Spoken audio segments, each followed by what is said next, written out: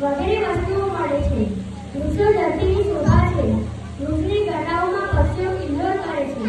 વૃક્ષની શીતળ છાયામાં પશુ પંખી વાટેમાર્ગો અને ખેડૂતો બપોરે વિશ્રામ કરે છે. વૃક્ષની ડાળીઓ પર